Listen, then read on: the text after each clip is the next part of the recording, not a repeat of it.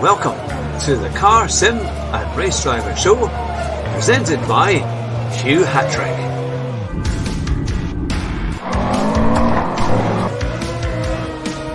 Here at Bathurst in the Forest, my very special guest, Pizza Colin, Rascal, Rabbit, Josh Martin. It's great to have you back on the show.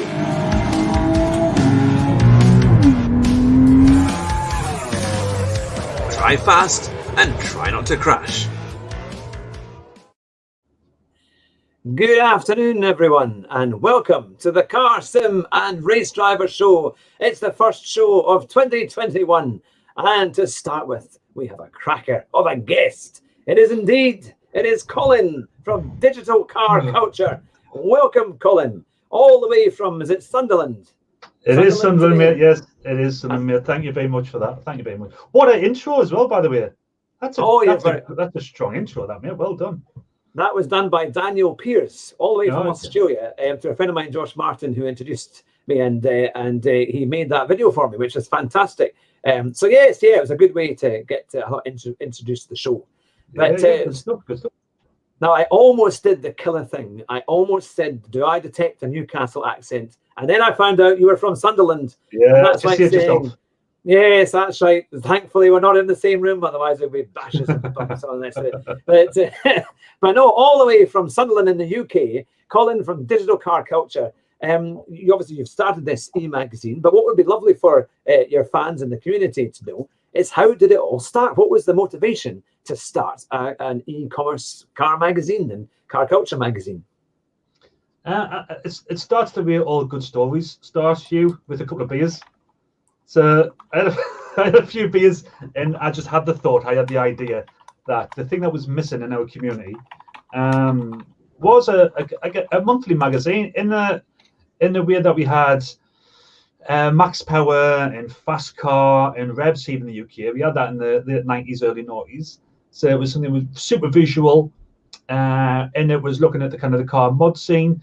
If you think about the digital car culture, the sim racing, the driving games, the full kind of spectrum from iRacing through to Need for Speed Heat, there's nowhere that brings that all together. And I know that certain people have very kind of narrow interests, and others like myself have a much broader interest, where one day it might be GT Sport, the next day it might be Need for Speed Heat, next day it might be SnowRunner. And the magazine was born out of an idea of just bringing all that together visually and bringing the content creators together to showcase what they do and some of the weirder angles and aspects of the digital car culture universe, because there are some strange ones that you have to get your head around. So that's where it came from. It came from that idea of producing a monthly. That's brilliant. And of course, you're saying you've played a lot of different games and sim racing and things like that. We can see the gear you've got there. It looks a very, very snazzy office you have there. It's all the way it's all set up. We've only got standard lights, I'm afraid, in here. No such thing as LEDs up north. But so what kind of games do you like, and what are your kind of favourite sim racing games that you like to play? For the last 2 years, I've only played games where I can sit behind the wheel. That's all I've been doing. Anything that wasn't wheel compatible, I haven't really got myself involved with. But it's I'm all console based. I'm on PS4. So it's all things like GT Sport was a big one for me through 2019. Huge GT Sport. Project Cars 2, another good one. Trying to get those sim feels. So definitely doing that. And I like to slide around a bit. I do like to drift. You do a bit of that in GT Sport. So I've done a bit of that on there. But things like the open worlders, like the Crew 2, Need for Speed Heat, they give you the opportunity to mod cars, take them out on the road, do a bit of sliding. So I've loved all that. And SnowRunner, the best fun you can have going slow is on SnowRunner as well. So those have been the kind of the things that have propped up my gaming over the last 2 years. All things I feature in Digital Car Culture magazine as well, obviously. Yes, now I have to say, I'll need to put a link in the description there to get it all sorted when the video is all complete. I'll make sure so people who haven't seen it today will be able to get to that. Or in fact, is it just simply Digital Car Culture? Is that the best thing to look up in Google? Or what would be the way to do it? Absolutely, yeah. The best thing, if you wanted to search for the website in Google, Digital Car Culture will get you there, definitely. Oh, that's fantastic. So how do you find, because you play a lot of different games, and obviously this is a lot of the guys that are watching this show are all kind of sim racers and fans, and they want to know about what it's like to play these different games. You've obviously come to GT Sport in the last year. How have you found that game? Because there's a lot of controversy about the penalties. There's lots of, there's GT7 coming out fairly soon, hopefully. We've been waiting for that on the PS5. How have you found coming to that game from not playing racing games for a long time? Did you find it was an easy thing to do, or do you find you enjoy it, or are there areas that you don't like? I don't think it was particularly easy to get into.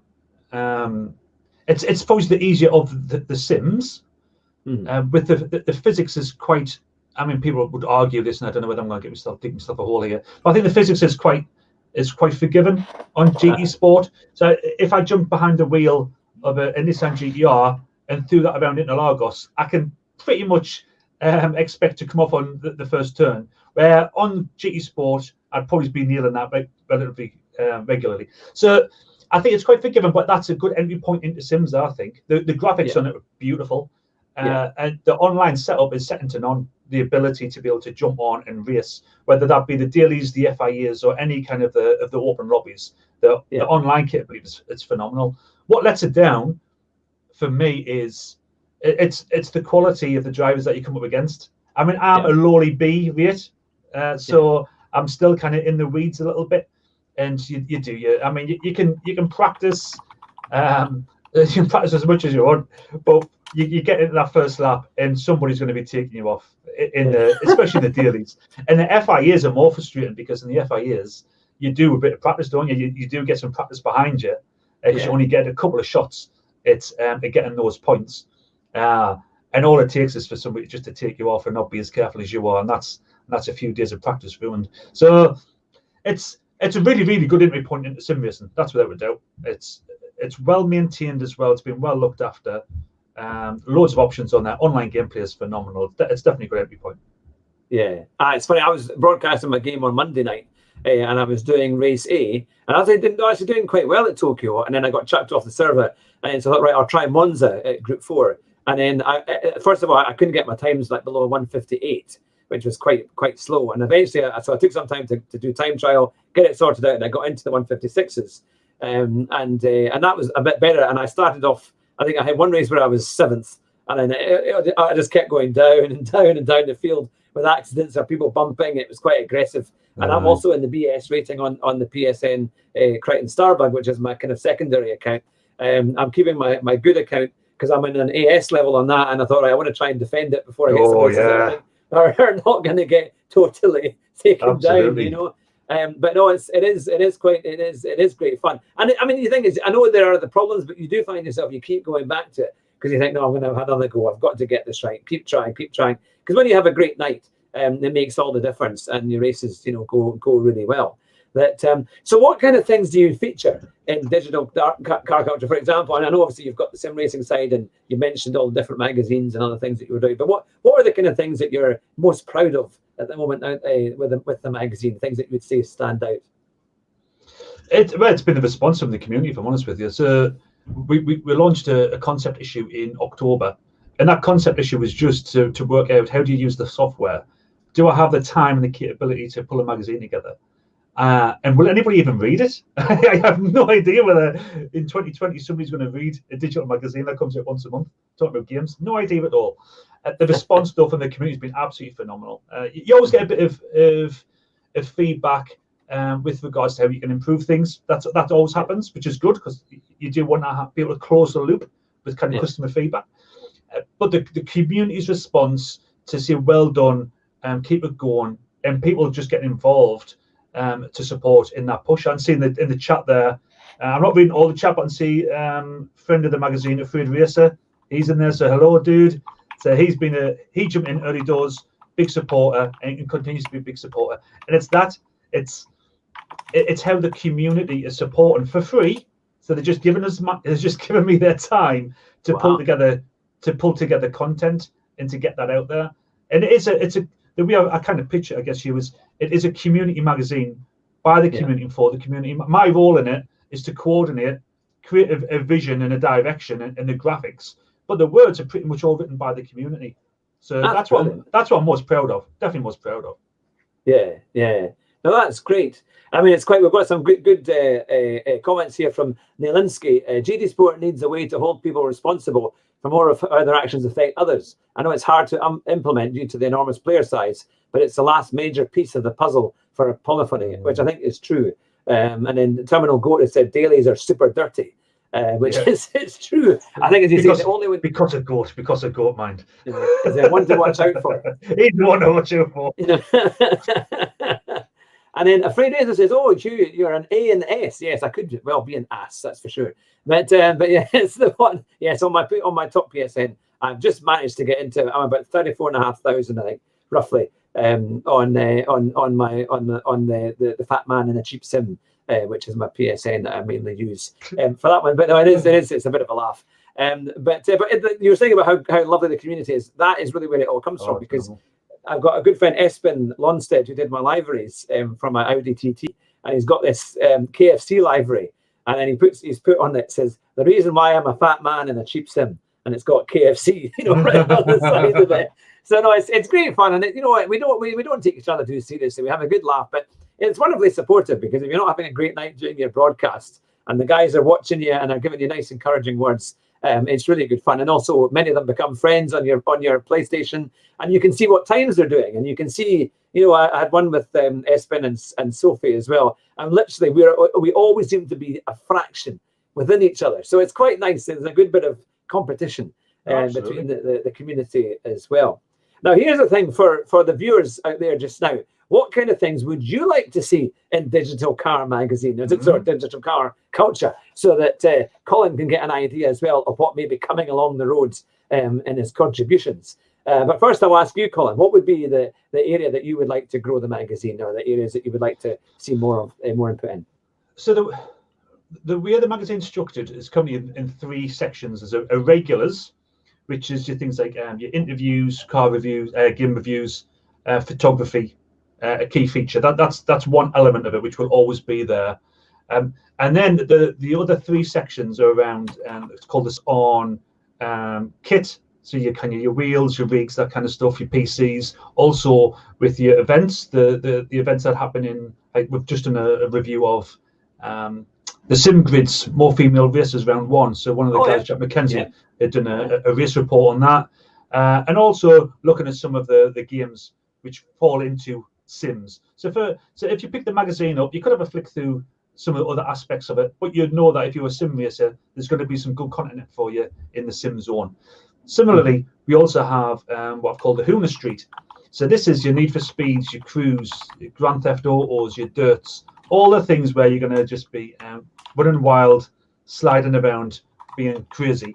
And I like to take personal responsibility to get that done, because that is kind of exactly my wheelhouse. That's where I live, in the street. So there's that element.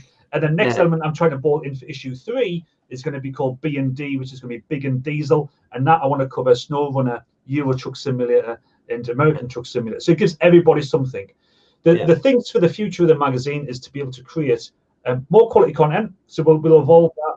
We'll get more people involved, and the quality will certainly improve. And then to have multi-issue arcs. So there's a reason for somebody to read 2 or 3 issues on the spin, because we have this arc. And we've touched that a little bit with Charlie Roscoe. Had done how to get into sim racing. So he was talking about the games. There's a guy, Jagged Edge, has then picked that up and said, right, well, if you've picked your game, this is how you build your first PC. And then he's going to go into looking at kit and VR. So I want to have the issues not to just be standalone, but at some point in some elements of them to have a kind of an arc over each other. That's the kind of the plan. And it's going to sit around. I mean, I've got quite a big vision actually for 2021 here, if I'm honest. But it's going to sit around this nucleus of content, which would be the website, the magazine, and YouTube. And then surrounding all of that, you're going to have your socials of Instagram, Twitter, Discord, Reddit, Facebook. Will sit around it. So you've got the way of keeping close to the community daily, but then you've got your content that's going to be dropped on a regular or semi-regular basis. So that's big plans for the year. Big plans. No, that's fantastic. That's great. And it's great to see it all grow. And I think it's a great idea for a magazine, because now the car content is so varied. And as you see, you've got all these different games, lots of different people who are interested in the different parts. So trying to bring it all together is a great idea. And everyone's got something that they're interested in your magazine, which is good, and you see, and sim racing is such a huge part of that now, which is great. Even if you just want to look at pictures, you can pick the magazine up and do that. Hey, that's not bad, is it? Don't even have to read it. Just look at the pictures. Now, there we go. Now, we've got a question or a comment here from Shortmaster. He's saying, I love to read about friendly sim rival conversations where they get to talk about two drivers that are neck and neck close in a race. So, that'd be quite good to describe some races that have been that close. And then Afraid Racer said that he likes Charlie Roscoe's sim racing series, which is brilliant. That's Charlie's really good. That's a good shout. That by is a Shortmaster. That is a really good shout. That because we will have, and it's for me to find them, but we will have some very close friendly rivalries that are happening across the leagues. I'm sure of that. We got an amazing video posted on our Discord by, was it a friend of yours as well, Hugh? It was In Exile. Oh yeah, hi James. Yeah. So he posted a 1 lap video on our Discord of him being side by side for about 3/4 of a lap, and that means side by side. Every single corner, they were giving each other respect to make it until they got. I think it was at Red Bull Ring until the second off last corner. He finally had to yield and give the position up. And he was even though he lost the position, he was really happy that two drivers were able to drive so closely, so respectfully for such a long period of time. So that's a good shout. That I like that from Shortmaster. That's a good shout. Yeah. And we've also got Nitro Racing. He's been checking out your magazines a lot recently, and they look awesome. And he's all the way from Australia. Oh, nice one. Cheers, dude. In my thank you video that I did just before Christmas, or just after Christmas, I said he was from New Zealand. Oh, I keep doing these mistakes. But he said, don't worry, it was Australia. So yeah, I'm doing the Murray Walker, making these major mistakes. But I'm hoping my cheesy smile might manage to waver those moments of when you get it wrong. It saved you, mate. It saved you. But no, that's fantastic. So obviously you say you play GT Sport, but you've also mentioned things like Grand Theft Auto and other kind of games as well. There's some big launches coming up in the next year. We're looking for Gran Turismo 7 that's hopefully coming out for PS5, and also there's rumours that Grand Theft Auto 6 is going to be coming out quite soon. Are those games? Did you quite like Grand Theft Auto as well? Because I know that you mentioned that earlier, that you'd covered that a little bit in your magazine.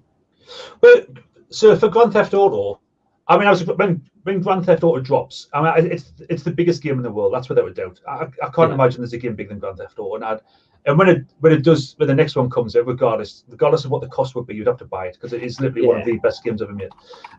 What intrigues us though with Grand Theft Auto is, and this is what I mean by the kind of the corners of the digital car culture universe. So you go on Instagram, and I follow quite a few guys who use Grand Theft Auto as a car game. They use it for car meets, they use it for cruises, they use it just for racing. So there's a guy close to me called Buffy 19 something, I think it's called, and he's got quite a big following actually on YouTube. He uses Grand Theft Auto just as a car game. And so there's a place called GTA Car Dreams. They're quite big as well actually. They use it for car meets and for photography. And it really intrigues us of how people find these other uses of these games. So we haven't featured Grand Theft Auto yet, but it is each month I'm trying to track down somebody who can work with us on an article and a feature on Grand Theft Auto as a car game, because it certainly does. It gets used for it. And you know what? On PC, you can use Grand Theft Auto with VR. It's a mod, but you can have VR in Grand Theft Auto, which means you can sit in a rig, because you can also mod a steering wheel. So you can sit and drive around Los Santos with VR. And you can go crazy. It's possible and it's doable. So I will be bringing that to the magazine. It's one of the things, it's one of the top of my list of features to do. It's just finding the right person to work with to get that in. So Grand Theft Auto, definitely. I think if you look at 2021, a big one that I'm looking forward to is, I don't know if are you aware of CarX Drift? I don't know if that's a game you're aware of, Hugh. All right. No, I'm not.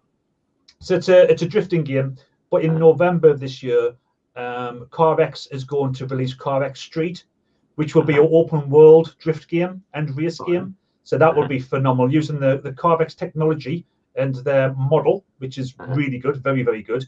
But using it in the open world rather than on tracks, that'll be pretty phenomenal.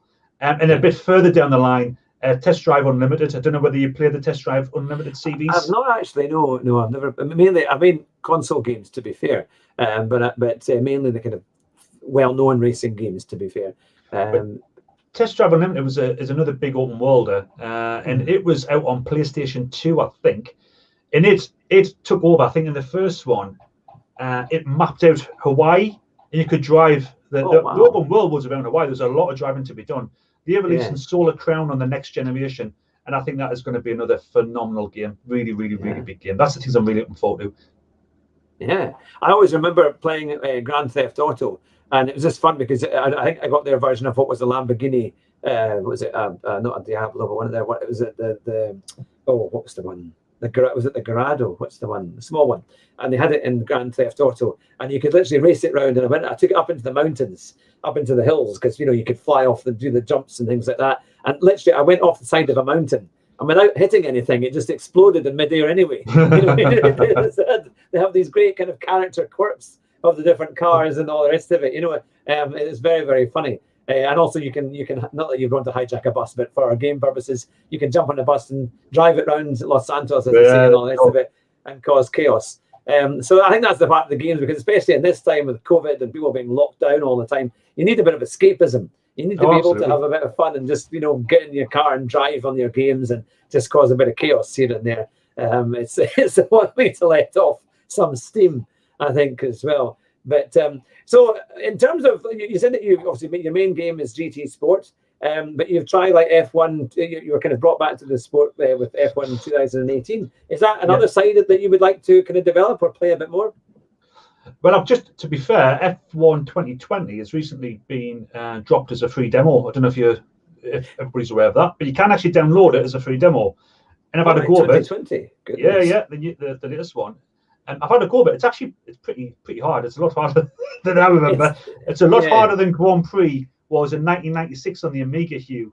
It's a lot harder than that one. But it's really good fun. And for that, if I look at the calendar of events for sim racing, there were some quirky ones, but the ones that I look out for is obviously the GT Sports series. That's phenomenal. But when they do the World Tours, that is the production value, the quality of racing. You've got to have that on your diary. But also the F1 Esports series as well. Again, it's equally as good as the Gran Turismo one. So they are very high on my watch list. When it comes to playing, my capability is a bit lower. I am more of a slide around the streets in a Nissan GTR on Need for Speed for the crew.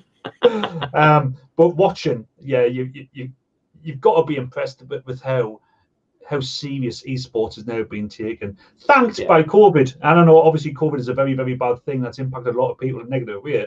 But from an esports perspective, especially for driving, it's filled quite a hole in the sporting world, and that's gave it a platform to grow just bigger and bigger and bigger. So And I think that was the thing, because before COVID, you could sense it was growing. Because I started to watch people like Super GT probably back in about 2015. It's been quite a long time, and I watched it because it was quite relaxing. Like you've maybe played your game for a wee while, and then you put it on YouTube and you watch something, and then you find someone like Super GT, and his sense of humor is great when he commentates on his own races and sends people off to the Shadow Realm. And I got quite used to this, and this is quite funny. And it's and you would also learn how he's so quick. So you look at how he's doing his laps and kind of trying to learn where he's braking and how he's doing that. He would sometimes give you tips as well. And so it's a nice community for that you find the people that you like, you like to watch, and you tend to kind of support them in that way, and then it kind of grows on from there. But we've got some great questions here. And it said the Pit Stop Production said the sim culture for the most part is quite welcoming and sharing, and it's a good thing to be part of, especially during these current times, which is true. And Shortmaster has said on Grand Theft Auto 5 on the PC, you get a role-play modes where real-life laws play a role on your online world. So that's quite good. Wowzers. So that is pretty good, isn't it? Yeah, wowzers. I mean, on So I think it's Jagged Edge who's Pit Stop Productions. That's a pal of mine, Jagged Edge, contributor to the magazine as well. And he's right, the sharing from the community is phenomenal. I mean, when I launch each issue, then I have quite a hard job of distributing it. Distribution is really, really difficult for a digital magazine. But the community do rally round and they do get it out there and they share it, whether through Instagram or through various Discords. They do share the links to push people. And I'm not asking them to do that. They just do it because they want to share the content and for other people to see it. And it is a very, very good community that we have. You always have your odd guys, you know what I mean? Every community is going to have that. But I think in the whole, it is a very supportive community, definitely. Yeah. No, that's the thing. Now, Pit Stop Productions also asked, there are some interesting photos behind me. Can you share anything about them at some point? Yes. Would you like to see the photographs that we've got behind me? Because some of them are quite special. I'll move this lamp out of the way. But, now, you can see that one obviously is Ayrton Senna, and I got it made into a tile. Now, that's the one, when he finally won the Grand Prix in Brazil, the first time he actually won it. I think it was either 91, I said the first time was 91 when he won it, but I think in 1993, it was Juan Manuel Fangio gave him the trophy on the podium, which was incredible. I mean, they were all in tears, and Brazil was in tears, tears of joy. And the thing is, he had a problem with I think it was his gearbox or something, or he had cramps and stuff. So he barely made it to the finish of the race, and they had to kind of get him out of the car, and he struggled to lift up the trophy on the podium. And you'll see it there's a YouTube video that has it, and he's like this with the trophy, and he just manages to push the trophy up and celebrates, and Fangio is right next to him. And one of the most incredible kind of emotional F1 scenes you'll ever see in the history of probably Formula One. And so I managed to get this bit there when he was pouring the champagne over his head, and I put it into a tile. I've got a few other Senna ones. I'm a big Jim Clark fan because where I'm based is in Duns with the Jim Clark Museum. So we've got Jim Clark and Ayrton Senna because Ayrton Senna was a huge fan of Jim Clark. And he actually came to the Jim Clark Museum in the early 90s and viewed it one night as well. Then the one in the middle there, you might not be able to quite make it out, but it's Abby Eaton, who was the Stig for the Grand Tour. Right. Yeah, I met her at a driving event, and I tried to get her on the show, but she's declined. But I think maybe she thought my show was too manly or whatever it was. I don't know, but it certainly wasn't her thing. So I tried many emails, but no, she didn't reply. But that was it. Yeah, it's Abby Eaton. And I've got a few Lewis Hamilton ones down in the bottom there. And David Perel. That was a year past May when he was driving at Silverstone. And I was down there, and he invited me to go into the garage, and also I got that's cool. That was fun. I really love the guy, and I've had him on a few times on the podcast as well. And these guys here, which I was going to say for all the British fans who are watching today who live in Britain, and I know we've got Nilinski who was on earlier in the comments. If you're anywhere near Leeds, in fact, you're not too far from Leeds. You're only maybe an hour or two away from Leeds. Yep. You need to get to Simtrack. It's simtrack.co.uk because this is Adam Croft and that's James Kellett. And James Kellett was Lando Norris's teammate when they drove at Ginetta. And he actually beat him. Yeah, he actually beat him. But if you want to see what it's like to drive a proper sim experience in terms of this is actually a real Ginetta racing car that had a crash, and they took it away from racing, but they rebuilt it all, and they've made it into a proper simulator. And it's got this 12-meter, or I think it's a 12-meter screen in front. So it's just like real life. And you have seatbelts on, you have a roll cage. I mean, I thought I might be able to get into the car, but I struggled to try and get out because it's quite thin and quite flexible to kind of get into the car. And then you get James Kellett, who comes alongside you and who gives you instruction. And it's the varying deals that they do, but it's anywhere from, I did a deal, I got it. Normally it's about £100 plus VAT thereabouts, but there's always deals, and they're on Facebook, and they've got a website, and it's just at Leeds. So if you're anywhere near Leeds, it's honestly, you will find, you go out to Simtrack, you do even 15 minutes. I only had 15 minutes when I did mine, but the thing is, you'll get so much faster because it's a proper race sim where the brake is rock solid, and you've got to really, and the guys are phenomenal. So they're definitely, and I think even with COVID, they might still be able to do certain offers and certain deals. I'll try to blag a freebie if I put them in the magazine. I think that's what that's where it rolls now, Hugh. Try to flag the freebies. I did manage that. I did manage one because Adam Croft, who's the manager, he did his race. He did a proper racing license. He's got a racing license, and he's driven in. I think it's not MX5s. Oh, it was one of the open top cars. And he did it at the same time as one of my good school friends down at Silverstone, and that's how I met him. And then about 10 years after that, he showed me that they started SimTrack, and so that's how we met, cool. And we went down to see it. But it's a brilliant simulator. So anyone in Britain who's anywhere near Leeds and who wants a trip after COVID is all sorted out, definitely recommend it, because honestly, I was about a second quicker after I had my run at SimTrack. It's a brilliant experience. I've just wrote SimTrack down on my DCC content ideas on my phone. There it is. Yeah. It's in. It's official. I'll check it. And say to Adam Croft that you know Hugh Hattrick, and he'll probably lock the door and shut the door and pull the blinds down. But it's the one. But it's the one. But no, that's fantastic. So there we go. And Nalinsky says, "I'll come along for that freebie. Can offer a spare bed to Colin when he needs." No, the biggest next to the bed. No, the biggest next to the bed suite. I'll take you on that one. Yeah, I'll take you on that one. Absolutely. But no, we've got some great comments here. David Perel is a super cool guy. That is very true. I'm always amazed at how much detail David Perel goes into.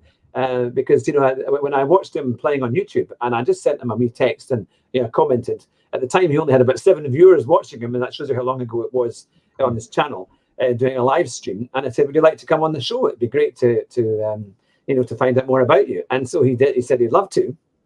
And I asked him, as someone like me who's a complete non-real racing driver, he has no idea how real racing really works. But the detail that he went into, and of course, then he recommends that GT Sport is better than go-karting to practice for being a racing driver. Yeah, he's a big fan of GT Sport. He's answered on his Discord. He's answered a few questions around what's best, GT Sport versus Project Cars 2. He believes GT Sport is. I think the Project Cars 2 physics seems a little bit odd at times, but in others it feels a bit more realistic with regards to the wet conditions. But he sent me a message today, actually, David Perel. He's been in touch with us today about something, but can't say what it's about. Not just yet, anyway. It's one for the future. But yeah, David's been in touch with us today. He is a cool guy, and for a genuine ambassador of esports, which he is, because he fetches credibility with him. He's a racing car driver in real life. He believes in esports, and he's putting a lot of effort into it through the Coach Dave Academy and through the Sim Grid. And he's a genuine ambassador. But to be at that level, but also incredibly approachable, which he is phenomenal. He's a real good guy, really good guy, David Perel. Really like him. Yeah. And I think with the Sim Grid, that would be a great one to mention in your magazine, because they're doing so much more with that. And I think there'll be big events once COVID eases up. I think they'll start to do events together, maybe in one place. Are you connected? Are you connected with that view? I'm sure I've heard your voice commentating on the Sim Grid. Yes, I did a while ago. Back in September, I actually did an interview for there was a commentary team of people like Chaz Draycott and others. Who I've got on tonight, actually, later on, and then I did the kind of pit interviews kind of thing. So once the drivers had changed over and they had a few hours free, they would come along to me. When they asked me to do the job, they said, "We would see you as the Natalie Pinkman of the deal." So go in there. Well, you've got the looks. Well, I thought, but I'm not wearing a dress. I'm an old Protestant man. I'm not going to wear a dress on this show. It was like, but there's only some limits. I will not, go further on. But yeah, so that's the kind of thing I was doing, and that was fantastic because I got to interview people like James Bacon, who had done incredibly well on the race, and many others who were, one of the winners, and quite a few of the others who took part. And it was right the way through the night. So about every 3 or 4 hours, they would come on live and do the whole thing, and it was great fun. So yeah, the Sim Grid has done some fantastic events, and hopefully we'll do a lot more this year.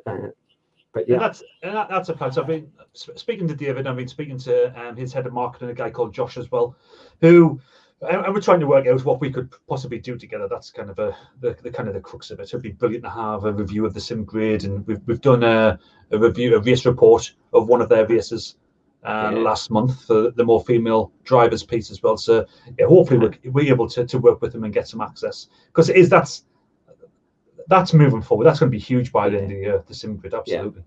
Yeah, and I think all of these ones now, especially as I mean, we've heard that F1's been delayed again in Australia, but I think Bahrain's going to take the place of the opener. But I think it was like the Formula W race, you know, the women's kind of championship that they had.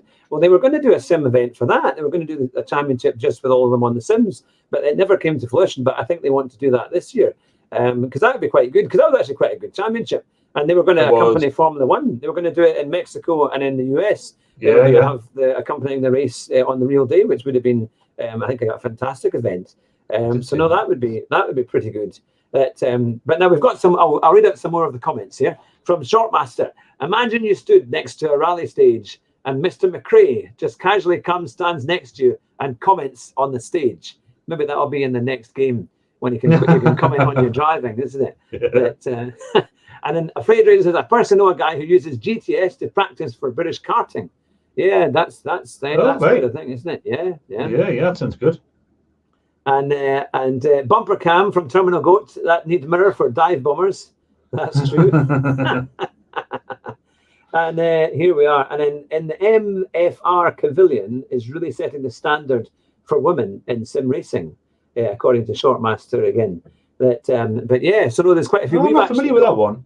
Anything like that we've invested in. So yeah, I think she's on Thea's. I'm sure she's raced with Thea from the Amazon. Do you know? No, I don't. I'll give you the connection for that. Thea's big on YouTube, and Thea and Jeff, her fiance, they've got a really good combination actually. She does a lot of racing, about 4 or 5 times a week. But no, there's a lot more female racers as well coming on, so it'd be good to get them in your magazine. And many of them I think are quite happy to. So you've got an extra subject there to cover. Absolutely. Yeah. Like I said, that was the purpose of covering the more female races round 1, which we did last month. This month we're bringing in a self-proclaimed gamer girl, which I didn't actually like that title, understandably, but she's a big driver on Snow Runner and Forza Horizon 4, and I want to be able to show that, because it is very male dominated, but it isn't 100%, and there are ways for other people to get involved. And some people just need to kind of have the door opened a little bit, really, to say this is an easy route in, which is what the magazine is hopefully able to provide people with, a route into what is a very accessible hobby and an amazing community. So definitely want to bring in female sim racers into it, and female hooners as well, because drifting as well is a big thing, and women do seem to enjoy the drift culture. So I'm trying to bring all of that into the magazine as well. And as I said, dude, got big visions for 2021, big growth ambitions for the year. So hopefully more content will come in. And if anybody's got any suggestions of cool corners of the universe, just bring them in, and hopefully I can do something with it. Yeah, no, that's the thing. Now, I was going to say, actually, we've got some targets here on the show. So I know if it's your first time, perhaps, to the channel, and you like sim racing chat and interviews, then we've got lots of guys on our catalogue, and girls. We've got Thea as well on our back catalogue, and also Annie from Snail Racing, who is a fantastic racer, does a lot of iRacing. But next week we have Quick Gabby, who is a Czech racing driver, and she does a lot on iRacing, and she streams on Twitch. So she's going to be coming on the show at 9 o'clock next week. But if you haven't already subscribed to this channel, it'd be fantastic to have you along. Now, we've got a very, very special prize for when we get to 500 subscribers. Now, would you like that? I realize I've left it up there. Can you give me 2 wee seconds? Would you like to see the surprise? Yes, we'd like to see it. Who becomes the 500th subscriber? So it's a wee bit to go, but we've got to 258 so far. So we're not too far away. It might have been more as we've been updated in the next few seconds. Would you like to see the 500th subscriber and what they are going to receive? I'll show you. Come on then. And I'm sure the DCC guys who are watching this will throw a sub this week. I'm sure of it.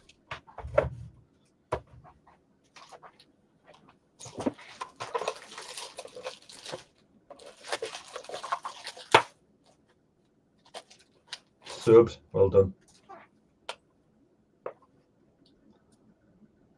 Wow. I'll check that out.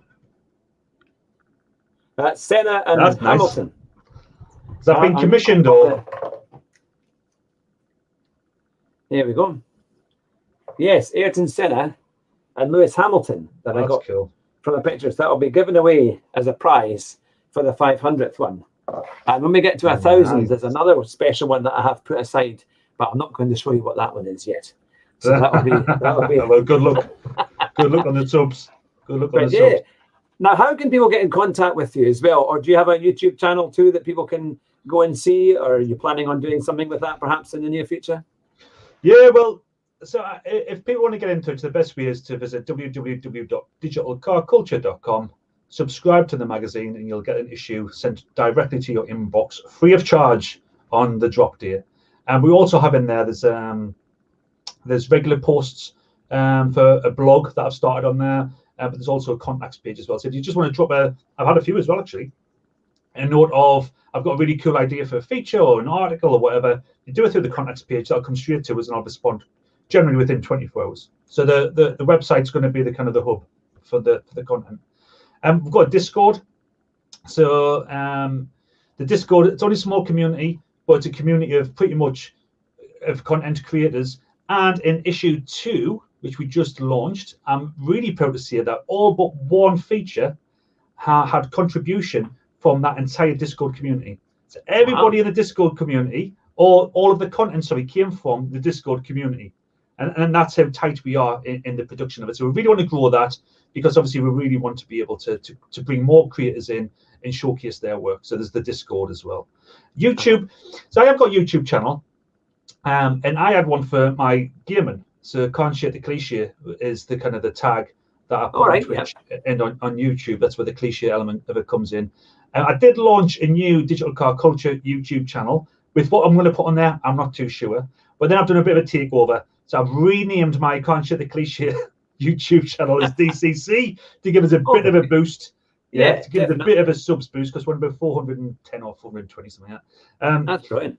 And we have got plans. I mean, as I said, for the vision for the future, how I see it, was ideally you'd have them 3 hubs of content, which is the website, your monthly magazine, and YouTube can supplement the magazine. So you could do video articles and features following the ones that have been sent for digital publication. So if you're doing if we feature an article at the end of a month in the magazine, which is covering a particular game or a way of playing a game, then a week later we could drop a video version of it. Furby and Inks are looking at doing a part of their challenge on YouTube, and then we'll link it into the YouTube channel, and we'll see the output of that in the magazine as well. So I'm wanting the integration of YouTube and the magazine to be well, as I said, to be fully kind of integrated, not to always overlap, but just to give something extra. So as I said, big plans for those 3 elements through the year. And it's got tons and tons of scope for growth, because I think, as you said before we started this year, nobody else is doing this. This is it. I think we're the only ones that are actually doing it. Everybody's focused on doing either YouTube content, or they're doing the kind of the quick gratification of your socials. But I think we're the only one doing the monthly publication. So that is great. Plenty. Yeah, absolutely. No, and it's a great thing, because as you say, it draws people to it, and then they've got a place to go and see what's happening, keep up to date with the latest developments, which is crucial. I mean, for me, I'm hoping to put more and more together to learn from all the people who have been on the show, especially a lot of the big sim racers, and to put something together that way, and to see if we can get a kind of guide, a kind of sim racers guide potentially. We'll see what we can do. Because there's a lot of great tips from the catalogue of videos that we've done so far that I really think a lot of people who are wanting to get into sim racing and take it quite seriously, help them improve their racing skills and their driving, So that's one of the big things that we've got from the channel here, which I never really thought about would actually start. And then it was when I was speaking to Keirith, and he was saying nobody else has done all these kind of interviews with the sim racers, which is good fun. So we're hoping to get more and more on the show, and then just keep it going. In fact, someone's mentioned Jan Marlborough, isn't it? Marlborough, the one he was one of the winners from the GT Gran Turismo Championships quite early on, and then he became a real racing driver from that, and has done incredibly well. Yeah. So we've got a few. Sorry, carry on. Oh, sorry. I was just saying the other element as well is not just for your sim racers, is for your viewers. So a lot of if you watch a Jimmy Broadbent video, if he drops a video, Jimmy Broadbent will have 100,000 views on that video within 24 hours, which means that there is a lot of people out there looking for this content. And you know about your Jimmy Broadbents, you know about your Super GTs and your David Pirells, but then you need to know a bit more about the world to get to your sim grids, or your F1 esports tournaments, or your W Series, all that kind of thing. And the other thing I really want to do for the website is to have a radio times, Hugh, for the likes of me and you. We can remember a printed radio times at Christmas. And well, ITV, something, wasn't it? Yeah, that was the radio times. What was the other one? The other one. The TV times. TV times. That's right, for ITV. Yeah, Channel 4. Yeah. So I think there's a gap as well to be able to create a TV times on a website to show just all of the cool events that are coming up. Where if you want to watch something, and it's not just your usual kind of somebody playing a game, but you want to watch one of these cool series, which are really, really cool, high production, high racing quality in there, then you're able to go to a location to find out what's actually on tonight to watch. Yeah, that's another one of the things that we're trying to do for DCC as well. Create a bit of a radio times. Yeah, no, I need to stop using references from the 90s, Hugh. That's my problem. All my references are from the 90s. That's the same as me. You see, that's the same as me. I left school in 1993, you see, so that's when that's when it all was out there. But no, that's really good though, because as you say, there's more and more people wanting to find out, what can they watch. And yes, you can go onto YouTube and you can maybe see a few live shows, but you don't get to see anywhere near the amount that's available. So it would be really good to know. And if you can get that basis that people can come to you and say, this is when I'm doing this race or when this series is on, then that would be absolutely fantastic. That's a plan. Pit Stop Productions has said, where are the ladies at? It would be so refreshing to see more females in the scene for sure. And which is true. Well, hopefully we can try and get in touch with more of them and see how we get on. Now, Shortmaster has said that you should add Hugh's Adventures into Dirt Rally 2 into the magazine. He obviously saw me in my early attempts when I was about 5 minutes off the pace. And eventually I finished in I don't know, what was it? I can't even remember what car it was. And then I was a wee bit quicker in the Porsche 911. You had to go around, I think it was Greece. It was the Greek rally stage on the daily races a couple of days ago. When you can do the bonus kind of thing.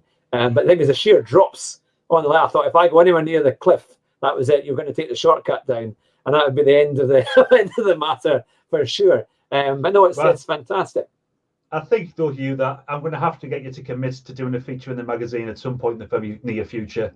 Oh yes, I think you've got a story to tell that we'd like to put in at DCC.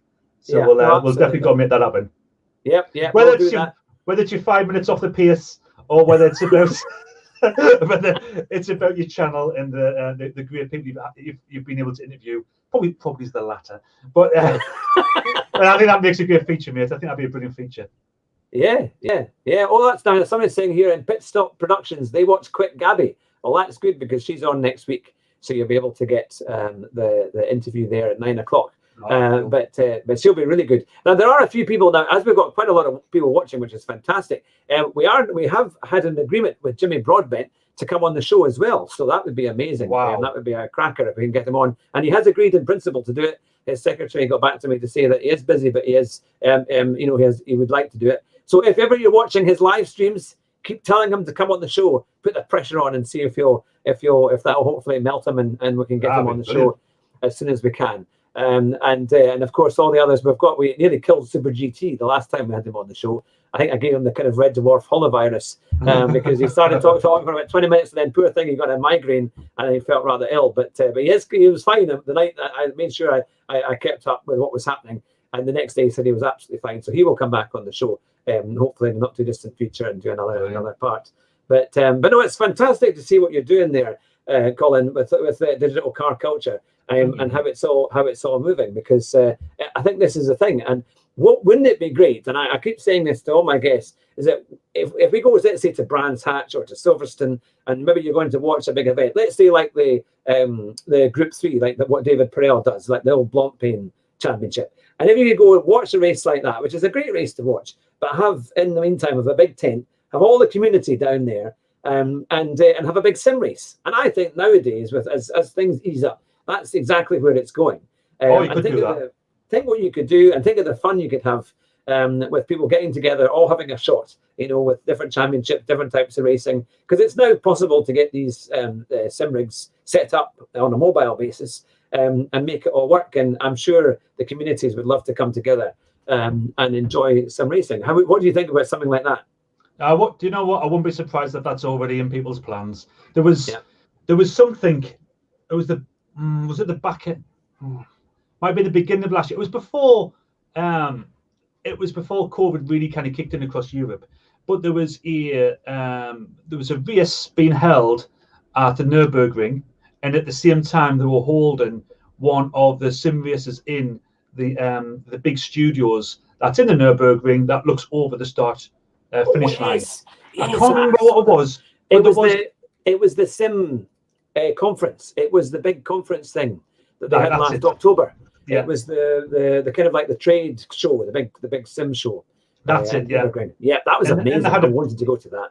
And had a big race on as well. So this combination of real world and the sim world, it just supports each other. The real world gives the sim world credibility, and the sim world gives the real world audience, because more people come through the sim world. So having these two things together is inevitable. I won't be surprised once COVID conditions are lifted and social distancing measures have gone, that would be just the norm, absolutely the norm. Yeah. Well, that's the thing. Now, I've got a few comments here. Terminal Goat is saying Jimmy is hilarious. Absolutely. So we need to get him on the show for that. I need to get him as well. I've been trying to get him. He's a busy man. He's a busy man. But he might be able to get you something because it's a written thing. He might be able to put something together for you and then record a video or do something like that. That would be the thing. That would be something. Shortmaster has said I could give Verena May both your details to do a feature on your show, Hugh, and in the magazine. Well, that would be fantastic. That would be really, really good. And Mayday Gaming has said, can you interview VQS Holman or other top split racers? Yeah, I'll have to get in touch. I'm a part of my ignorance, but I'm not aware of VQS Holman. My thing is I do try and watch all of them, and I'm trying to keep up with all these different sim races on YouTube and different places. But yeah, let me know where I can get in contact with him, if it's YouTube or other means, and I'd be more than happy to see if we get him on the show. Or if you know him, or if you're in his communities and things like that, give him a shout and say I'm more than happy to have all sim racers on the show. That's the thing. That's what we always love. So Holman's a North American driver for Vanquish Esports, and he's a top split guy. So he races a GT Sport, and Holman will come up against and beat your Turismo Leicesters and all those kind of guys. So the big names in North America. So Holman's a good shout. Yeah, he's a good shout. Yeah. Here's the thing from iRacer. Jimmy Broadbent was on my stream the other night, and I missed his comment. Oh, feel! What a feel! My God, iRacer. Well, that would be brilliant. Well, iRacer, you've got no excuses to go back to him and say, well, further to your comment on my show, I am writing to say, please, can you go on Hugh's show? That's fantastic. But isn't it nice the way that, as well, because we're all sim racers, and because a lot of us do GT Sport and we go in a lobby or we do the daily racing, and as we get a bit further up there, we do find that sometimes you might get somebody like Basic Holly, or you might get Rory Alexander, or you might even get Super GT racing in the same lobby as you, and it's quite fun, and this is the chance that we have in sim racing that you would never have it in real life normally. If you're like, it's like saying, I want to go and race against Jason Plato and BTCC. It's impossible unless you've got thousands and thousands of pounds. So it's but this is a chance for us to have a lot of fun and race against the kind of YouTube stars that we really, really like, really enjoy watching. And usually they shut you off. I once had one go in a lobby that Super GT was in, and the first thing he did was deliberately shut me off at Brands Hatch. So it was the thing when I told him who I was. But it was. But no, it's good fun. It's all taken. It is. It's never taken seriously. But it's fantastic fun. So what would you say then to sum up, Colin, for all your fans here in the community, which has been great, by the way, with all the comments and the questions that you've been bringing forward? It's absolutely fantastic. What would you say is the thing that you're hoping to do this year, and what the kind of exciting announcements and things like that you have for the magazine coming up? Yeah, so for this year, we want to get to 10,000 readers. That's where I want to be at the end of the year, which is a huge, huge step up. But as I said previously, with Jimmy Broadbent getting 100,000 viewers in 24 hours, the community's out there. It's a huge, huge community. So to get to a 10,000 reader base is pretty important for us. to develop the YouTube channel as well. And I've got this vision of doing a digital car culture festival. So something similar to the Goodwood Festival of Speed. Oh, yeah. We would have a few hours of streaming, but what we would be doing is we would be doing a takeover as some of the content creators. So maybe if we jump into a Charlie Vosco race for half an hour, and then we move on to something that's going on in Euro Truck Simulator, all scheduled, commentated, all that kind of thing. But for a good chunk of time, I really want to be able to do a digital car culture festival that features all of the cool stuff that we feature in the magazine. I want to get to a printed magazine as well by the end of the year. Now, that could just be a one-off. It could be the best articles of the last year, but to celebrate the 1 year anniversary, I want us to have a printed publication, which will go out for just the cost of the print and the postage. But if somebody wants to kind of to support in getting that, I want to get that done as well. But the key thing is to continue to grow the community, to bring people in, to showcase their content, which will help the magazine grow, and to, as I said, to anchor around YouTube, the website, and then obviously the magazine itself. And there's so much stuff that's going on. There's so many creators that there's no lack of content for the magazine, to be fair. So that's the big visions for 2021. Fantastic. As a project manager in real life, I've kind of got this nailed, Hugh. I know where we're going. Now